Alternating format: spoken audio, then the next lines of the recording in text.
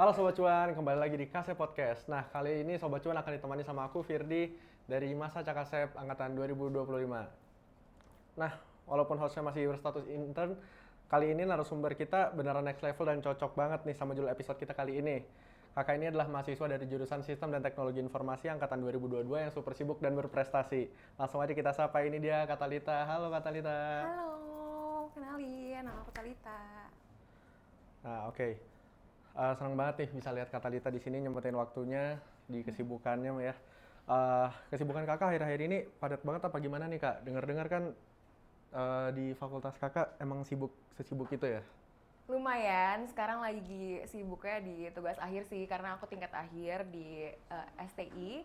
Cuman sembari lagi ngerjain TA juga, aku ada ikut beberapa lomba-lomba juga sih saat ini. Jadi lumayan chaos, tapi oke lah, masih bisa terhandle dibanding tingkat 3. Oke, padat banget tuh sih kak kedengarannya. Tapi Iya. justru itu kak, di episode kali ini kita bakal bahas topik yang relate banget sama kesibukan kakak tadi. How to become a higher achiever in college, mindset, strategy, and consistency. Oke. Nah, banyak banget nih mahasiswa baru kayak aku atau mostly kebanyakan mahasiswa di seluruh negeri ini mungkin yang ngelihat kakak tingkat berprestasi terus mikir kayak kok bisa ya mereka ngatur waktunya. Nah, sebelum kita bedah strateginya, aku penasaran sama satu hal yang buat pembuka nih kali ini. Sebenarnya ada nggak sih satu momen atau pengalaman spesifik di awal kuliah kakak dulu yang bikin Kak Talita memutuskan untuk naik level dan berkomitmen untuk menjadi seorang high achiever kayak sekarang? Oke, kalau pas awal kuliah sih sebenarnya dari aku masuk ITB, aku merasa aku perlu berdampak gitu ya di ITB gitu. Dan awal mulanya kenapa akhirnya aku memutuskan jadi high achiever tuh sebenarnya pas aku memutuskan untuk ikut beberapa organisasi. Nah, salah satunya juga waktu itu pas tingkat pertama aku ikut KSP gitu. Ah, Jadi aku di tingkat pertama di 2022 aku ikut KSP. Nah, itu salah satu langkah untuk aku bisa kira-kira membangun lingkungan untuk high achiever itu sih.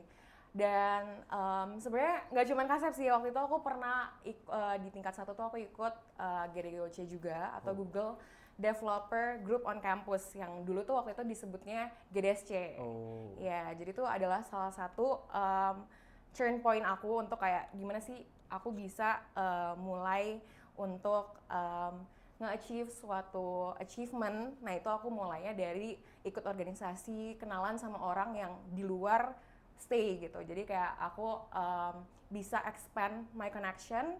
Terus aku juga bisa belajar dari orang-orang baru kira-kira gimana sih kita bisa nge-achieve suatu achievement gitu.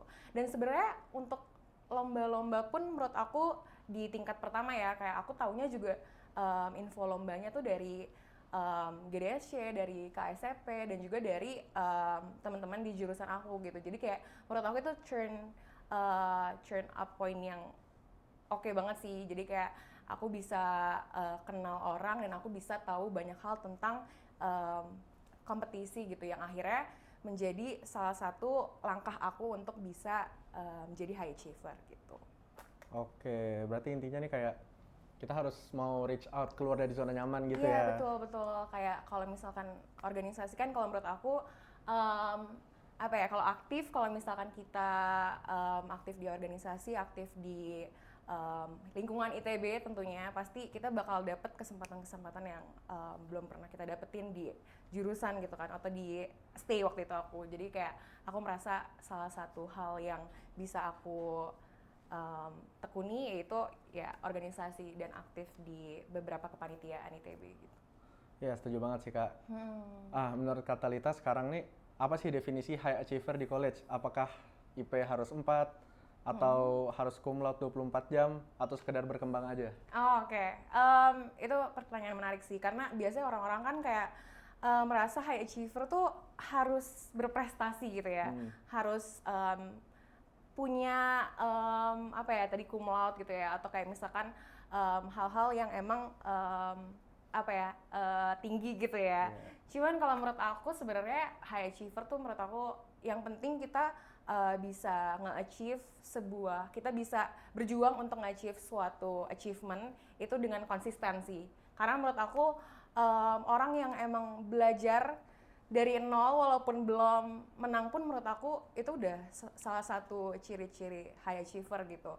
Kayak pas aku tingkat 1 juga aku waktu itu belum pernah menang lomba gitu, kayak aku belum pernah ngerasain kayak oh orang-orang nih kayak megang plakat gitu, kayak aku pengen juga. Nah itu menurut aku juga salah satu ciri atau disebut juga sebagai high achiever. Jadi orang-orang yang emang pengen untuk nge-achieve achievement yang lebih banyak gitu. Jadi kalau menurut aku nggak harus cum laude, nggak harus berprestasi 1, 2, 3, yang penting punya kemauan untuk bisa berkembang, untuk bisa nge-achieve achievement gitu. Kalau menurut aku sih.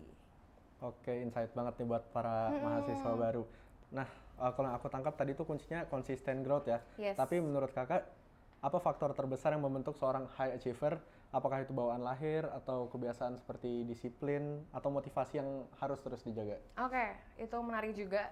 Kalau menurut aku high achiever mungkin ada beberapa orang yang emang dari lahirnya kali ya udah kayak rajin, udah pintar mungkin ya. Tapi kalau menurut aku sebenarnya inti dari high achiever bukan seseorang yang emang dari lahir udah gifted gitu ya. Tapi kayak menurut aku yang pertama tadi yang aku bilang konsisten.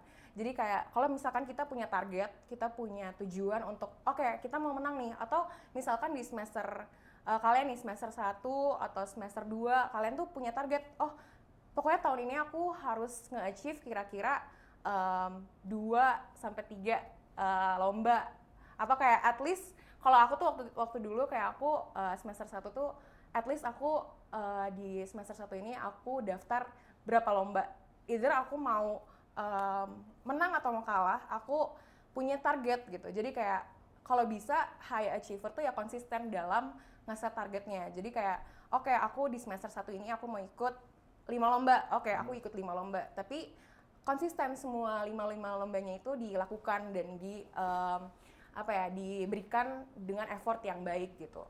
Nah terus kedua, kalau menurut aku motivasi itu benar.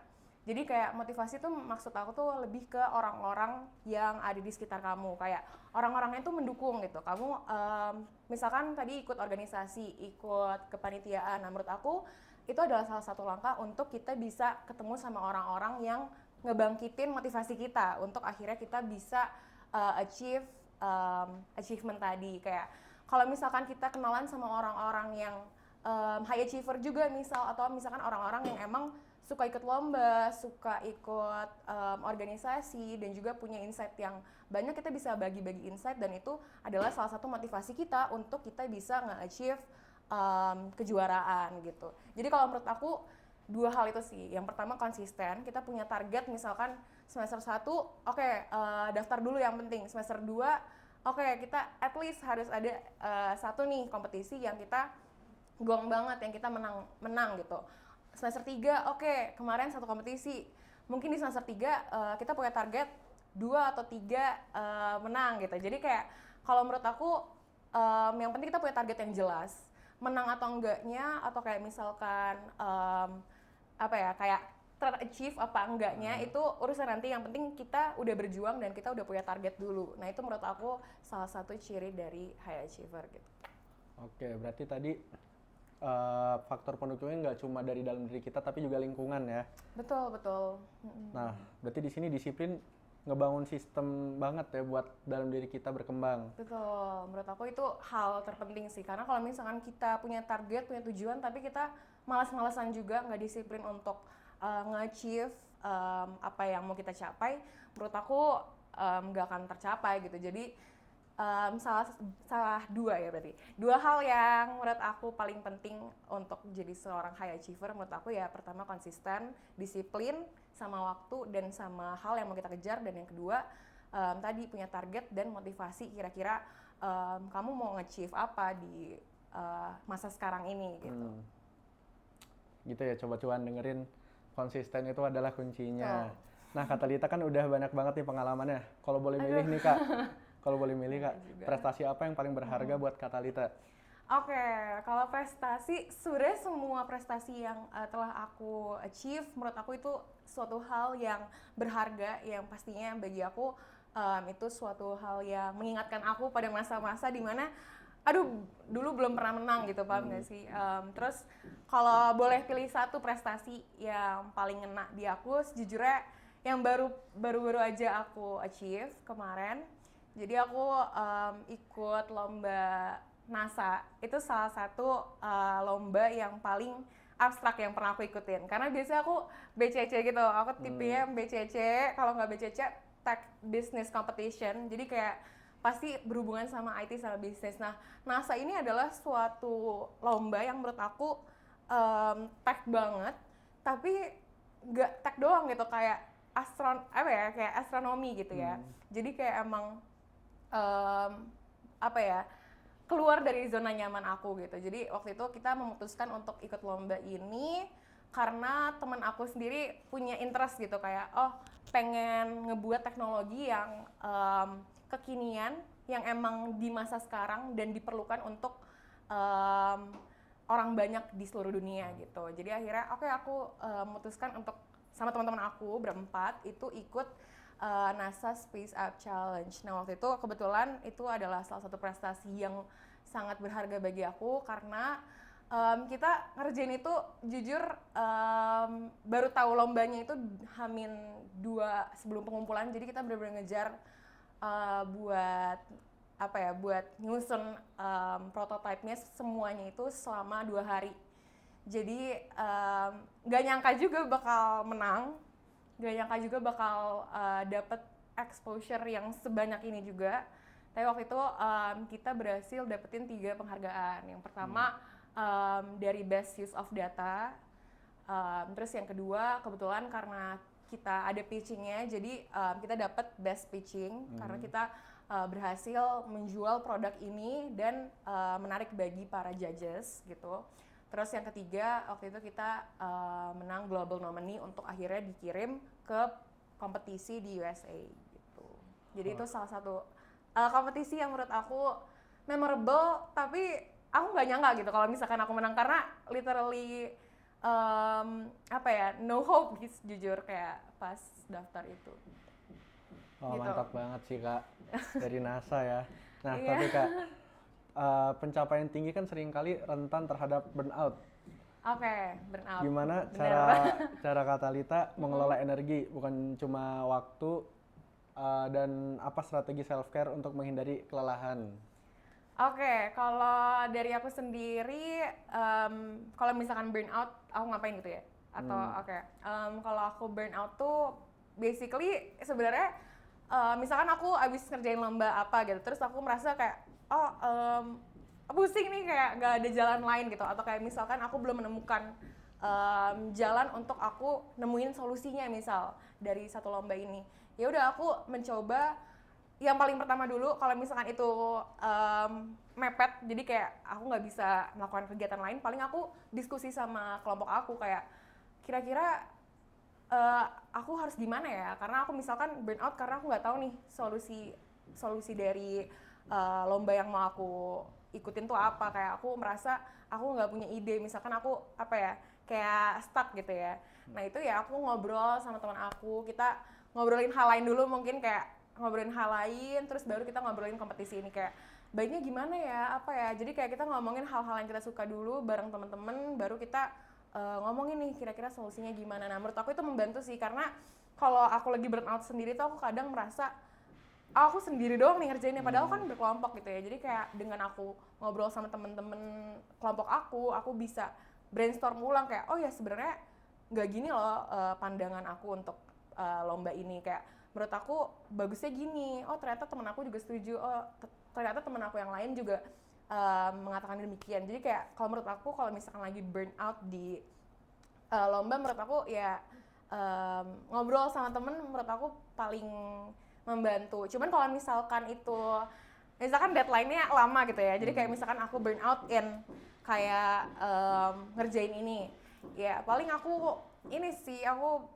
baca buku, nonton YouTube. Jadi kayak aku merasa ada distraksi gitu, terus kayak misalkan self care, kayak apa ya, ke salon misal. Jadi kayak aku merasa diri aku tuh harus dihargai juga. Aku merasa kayak aku udah berjuang sampai sini, aku bisa ngelakuin hal yang mau aku achieve di masa yang akan datang. Jadi aku ngasih apa ya, self treatment gitu ke aku dulu, kayak oh oke, aku masih bisa enjoying myself. Oke, udah, kalau udah baru aku lanjut lagi gitu. Paling kalau misalkan aku burn out, aku kayak gitu sih selalu. Berarti intinya resting dan mendinginkan Resting, kepala. betul, sama tidur. Karena aku kalau misalkan lagi burn out, lagi banyak tugas, itu aku cukup sering tidurnya cuma 1 jam 30 menit gitu. Jadi kayak itu menurut aku dengan tidur lebih lama, kayak misalkan di weekend gitu ya, kayak oh udah kelar, atau misalkan masih setengah kelar nih kerjaan-kerjaannya, kalau aku udah capek banget, burn out banget, aku tidur sih. Itu kayaknya semua anak ITB kayak gitu deh. Iya, buat mendinginkan kepala dulu ya. Iya gitu, tidur, betul. Nah, terus Kak, saat Kakak masuk ke dunia kompetisi, insight atau real lesson yang paling membuka mata Kakak tuh apa? Hal apa yang ternyata tidak pernah diajarkan di bangku kuliah, tapi Oke. didapatkan ketika berkompetisi? Oke, kalau itu jujur banyak sih, karena kalau di kompetisi kan sebenarnya hal-hal kayak sesimpel kerjasama sama tim untuk kayak ngebentuk kira-kira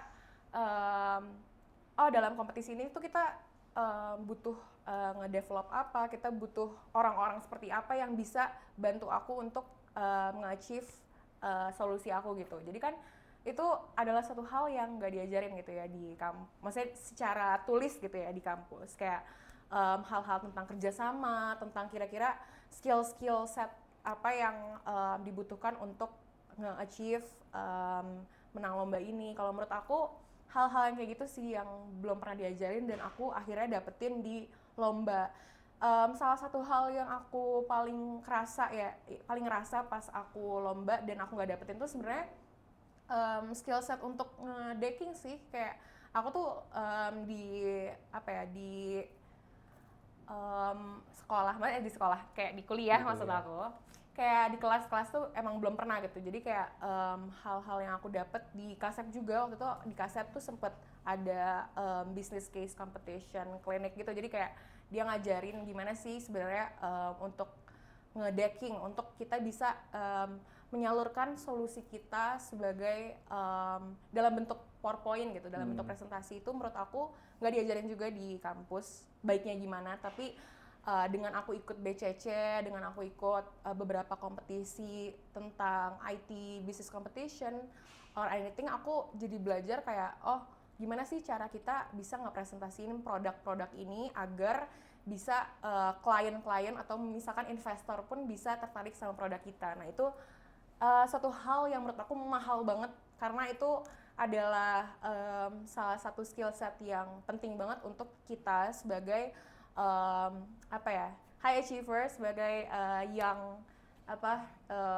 orang-orang yang emang baru belajar untuk ngepresentasiin solusi. Nah itu penting banget skill setnya. Jadi kayak itu adalah salah satu hal yang aku nyadar pas aku ikut business case competition dan belajar sama kakak tingkat di STI maupun di waktu itu di luar STI juga. Aku pernah dari kakak tingkat SBM, dia itu ngajarin aku skill set untuk bisa ngepresentasiin produk ini agar orang tuh tertarik. Nah itu aku baru dapet di sini gitu.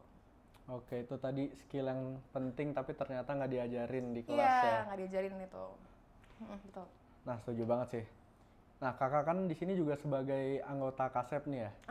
Betul. Dari semua hal yang kakak pelajari di Kasep, skill atau mindset apa yang paling berguna di dunia kompetisi? Oke, sebenarnya aku tadi udah mention sih kayak kalau dari Kasep sendiri dari segi skill set mungkin ya, kayak soft skill. Aku kan waktu itu pas di Kasep pernah juga jadi deputy head sponsorship sama media partner di Invest. Nah itu menurut aku skill set kayak kepemimpinan, kayak kerjasama sama panitia-panitia yang lainnya, menurut aku itu membantu banget untuk diimplementasiin di lomba-lomba gitu. Kemudian salah satunya yang paling simple yang tadi udah aku sebutin juga, disiplin. Kayak kan kalau misalkan kita di kepanitiaan kan emang dituntut untuk disiplin gitu ya, kayak oke, kita punya target juga nih di kepanitiaan untuk nge-achieve misalkan berapa sponsor, berapa media partner. Nah itu menurut aku skill set yang pastinya dibutuhin juga di lomba. Kayak kita butuh apa nih, kayak kita punya target apa nih untuk lomba ini, kayak misalkan oke, kita harus nih menang. Oke, kita kalau menang kita harus nge-brainstorm solusi apa, gimana dan lain-lain. Nah itu kan suatu target yang mau kita capai, terus kita harus disiplin untuk benar-benar apa ya, nge-analisis dari A sampai Z gitu, kira-kira kebutuhan dari si lomba ini apa. Jadi menurut aku skill set seperti disiplin, seperti kerja sama kelompok, kerja sama panitia, itu menurut aku kepake banget di lomba. Sama kalau dari hard skill sendiri, dari KSP tuh kan aku belajar tentunya financial literacy sih, karena di KSP kan sebenarnya diajarin ya pasar modal gitu ya. Nah itu sangat membantu aku banget di business case competition, karena di BCC sendiri tuh aku sering ambil peran juga jadi finance gitu. Jadi kayak ya walaupun bukan SBM, cuman kayak di KSP ini diajarin gimana sih kita ngelola ya financial gitu. Nah itu salah satu hard skill yang aku dapetin juga di KSP. Terus dari KSP juga kan aku tadi sempat mention kayak pernah ada pelatihan business case competition juga. Nah itu ya aku dapetin untuk belajar dari cutting-cutting yang emang udah berpengalaman di BCC, dan akhirnya aku implementasiin di lomba-lomba yang aku ikutin. Nah itu juga salah satu hal yang aku dapetin, dan aku grateful untuk bisa berada di KSP dan dapetin itu semua gitu. Oke, berulang kali tadi di-mention disiplin ya. Ya, disiplin. Itu salah satu apa ya, skill untuk bukan skill sih, kayak soft skill ya, atau kayak kewajiban mungkin ya untuk orang-orang untuk bisa melakukan itu, dan dipakai dimanapun, apapun mau dipakai juga di dunia kerja maksud aku. Jadi kayak nggak cuma di lomba, nggak cuma di sekolah, di kuliah. Menurut aku disiplin tuh ya Segala bidang. iya, di segala bidang kita harus tetap disiplin gitu. Oke, sekarang kita geser ke pengalaman personal kakak nih. Oke. Momen kapan kakak merasa kayak, oke, gue harus berubah nih jadi versi yang lebih baik? Oke, kayaknya aku ngerasa pas aku kalah lomba mungkin ya, kayak waktu itu aku pernah ikut satu lomba pertama itu di, kalau nggak salah semester 2 ke 3 deh, maksudnya kayak masih tingkat 1 ke 2 gitu lah, kayak kalian gini. Itu aku merasa menang banget pas akhirnya aku pertama kali ikut BCC dan pertama kali final. Nah menurut aku itu salah satu hal yang aku syukuri banget, dan aku sangat grateful gitu dengan aku masuk ke final. Nah terus pas di final tuh kita udah pede, kita nyiapin presentasi dengan sebaik mungkin.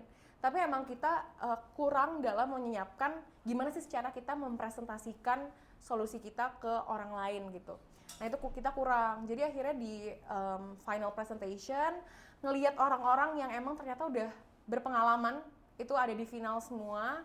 Jadi akhirnya aku merasa kayak kita nggak bisa puas dengan hasil solusi yang kita kita ajukan gitu. Maksud aku kayak kita masih banyak banget banyak banget ruang untuk kita tetap bisa nge-improve skill kita gitu. Kita nggak bisa puas dengan apa yang udah kita dapat sekarang. Kita harus lebih high achiever lagi. Jadi di situ aku kalah karena emang belum mempersiapkan diri yang matang juga untuk aku pitching dengan judges-nya. Dan kebetulan di sana saingannya parah, itu benar-benar orang-orang yang sering banget ikut BCC, sedangkan kita orang yang baru pertama kali ikut BCC. Jadi kayak di saat itulah aku realize kayak oke, kita harus berubah nih, kita nggak bisa dengan final aja kita udah senang, kita harus ngubah mindset kita. Dengan juara pun kita tetap punya ruang untuk berkembang gitu. Jadi itu turn back point yang paling kerasa sih pas aku semester 3 itu. Akhirnya aku berusaha untuk gimana sih aku ngubah diri untuk ngubah target aku menjadi lebih tinggi gitu. Oke, titik baliknya berarti pas kalah ya? Iya, pas kalah kayak ya sadar banyak orang yang lebih dari yang kita. lebih, betul. Jadi kayak itulah dimana aku harus lebih deh dari ini gitu. Oke, nah terus apa kesalahan terbesar kakak di kuliah yang ternyata justru bikin Katalita berkembang? Oke, kesalahan sebenarnya em, kalau kesalahan yang aku rasakan ya di kuliah itu em, nggak ini sih, nggak mulai dari semester satu. Jadi kayak pas semester satu tuh aku merasa oke, ya udah dengan ikut organisasi aja tuh udah cukup gitu. Kayak aku bisa mengenal teman-teman, aku bisa kenalan dari apa jurusan-jurusan yang lain, dari fakultas-fakultas yang lain, dan menurut aku oh justru kayaknya di semester satu ini adalah kesempatan-kesempatan kita untuk kayak ngebangun chances gitu. Kayak ikut lomba dari semester satu itu menurut aku akan lebih baik gitu. Jadi kayak mungkin itu kesalahan yang aku baru realize. Tapi aku nggak apa ya, aku nggak apa namanya nggak nyesel juga karena dengan aku baru ikut lomba di semester 3 dan akhirnya aku bisa konsisten sampai semester sekarang tuh ya menurut aku itu juga suatu hal yang membuka diri aku lebih baik gitu. Jadi kayak di semester 1 sama 2 mungkin aku emang kebetulan ditempatkan untuk organisasi dulu. Jadi kayak oke, fokus lomba di semester 3. Jadi kayak aku nggak nyesel, cuman aku juga dapat banyak apa ya, dapat banyak insight dari lomba-lomba yang aku ikutin dari semester 3 sampai semester sekarang gitu. Jadi aku nggak nyesel, tapi banyak juga hal yang aku dapat gitu. Oke, ini definisi pengalaman adalah guru terbaik. Iya, betul. Oke. Misal kalau kakak bisa ngomong ke diri sendiri saat semester 1, mau kasih saran apa nih? Kasih saran, oke. Please please jangan sia-siain waktu kalau menurut aku kayak karena pas semester 1 tuh aku kasihkan gitu ya, karena kayak baru pertama kali ketemu teman-teman ITB, ketemu teman-teman di luar jurusan aku, di luar fakultas aku gitu. Jadi kayak aku merasa wah ini adalah lingkungan yang baru untuk aku dan aku turns out malah to enjoy gitu. Sedangkan kayak sebenarnya target aku di awal apa sih? Target aku di awal kan konsisten gitu kan, konsisten untuk ngejar achievement yang aku mau dapat. Nah itu turns out di semester 1 tuh aku kurang fokus gitu untuk mengachieve itu. Jadi untuk Talita di semester 1 kalau aku balik lagi ke semester 1 kayak aku pengen ya lebih fokus dengan nggak cuman orang-orang di sekitar aku, tapi aku harus lebih fokus juga ke diri sendiri untuk aku sebenarnya mau mencapai apa gitu di semester 2-nya gitu. Cuman tapi aku gak nyesel gitu, maksudnya kayak oke, tetap jadi pengalaman berharga bagi aku juga untuk aku kenal sama orang-orang di semester 1 itu. Oke, itu pesan juga buat para maba Iya, yang betul. semester 1. Karena maba semester 1 ini kesempatan kalian gitu untuk apa ya, untuk explore banyak hal. Jadi kayak ya kalau bisa kalian ikut organisasi terus ikut lomba juga. Jadi kayak kalian nyoba dari semester 1 gitu. Jadi kayak banyak pengalaman yang didapat. Oke, berarti intinya jangan terlena lah ya. Iya, jangan terlena. Seneng boleh tapi kayak tetap konsisten gitu. Oke, nah nggak kerasa kita udah di penghujung acara nih kak. Sebagai penutup kak, apa satu nasihat yang paling penting buat mahasiswa yang ingin menjadi high achiever hari ini? Apa itu dan mengapa? Oke, satu pesan dan kesan ya tadi? Atau pesan kesan aja? Nasihat sih. Oh, nasihat, oke. Kalau untuk teman-teman yang mau jadi high achiever, menurut aku tadi udah kita mention ya, yang pertama harus konsisten, yang kedua tahu targetnya apa, dan yang ketiga cari motivasi untuk kalian nge-achieve itu gitu. Jadi semua teman-teman di sini pantas untuk menjadi high achiever. Jadi kalau menurut aku jangan sia-siakan waktu kalian, tetap punya target untuk kedepannya dan apa ya, bangun semangat kalian untuk bisa nge-achieve something gitu. Oke, berarti kita juga harus berani mulai ya? Iya, berani mulai dan jangan takut kalah, itu sih. Oke, just start. Oke, itu dia. Makasih banyak Kak Talita atas waktunya. Nah, Sobat Cuan, itu tadi obrolan daging kita semua bareng Kak Talita. Semoga bisa jadi inspirasi buat kita semua. Jangan lupa pantengin terus media sosial Kasep untuk info episode berikutnya. Aku Firdi, pamit undur diri. See you on the next episode. Bye-bye.